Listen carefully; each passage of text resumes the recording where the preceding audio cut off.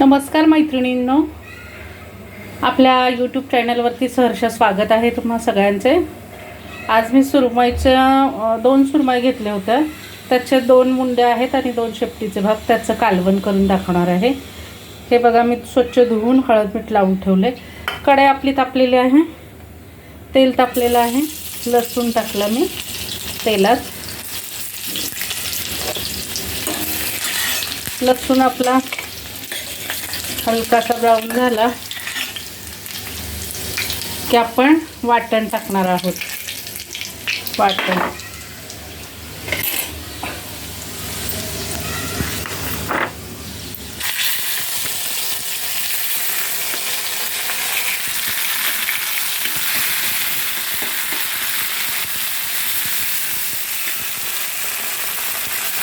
वाटण चांगलं भाजून घेणार आहोत।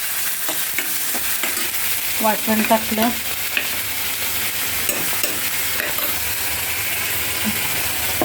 हे लाल बेडगी मिरची पावडर आहे, कलर यावा म्हणून।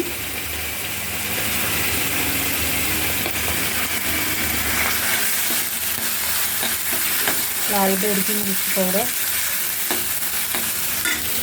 कलरसाठी टाकत आहोत आपण।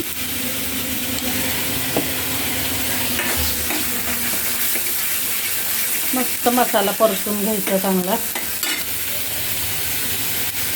आता कांदा लसूण मसाला हे ते कलरसाठी टाकले फक्त, लाल बेडगी मिरची पावडर। आता कांदा लसूण मसाला टाकूया, 1-1.5 चमचा छोटासा। हा चांगला मसाला परतून घ्यायचा, तेल सुटेपर्यंत।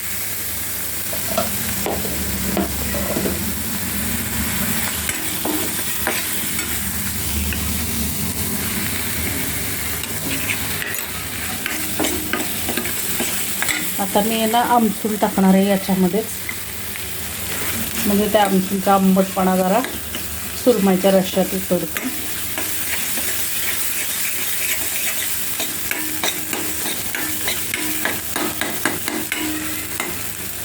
हे माशांना हळद मीठ लावलेलं आहे ते टाकत आहे, हलकंसं परतून घेणार आहे आणि गरम पाणी टाकत आहे।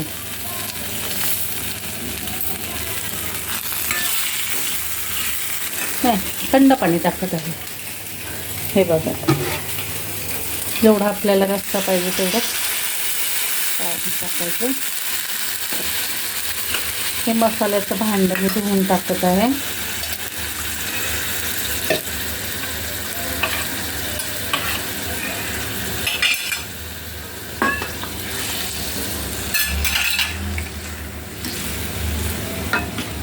हे बघा, आपलं सुरमई माशाचं मुंडी आणि शेपूट आणि 2 पीस चांगले घेतलेत मी, त्याचा रस्सा तयार आहे। उकळी आली की कसा वाटतोय मैत्रिणींनो रस्सा?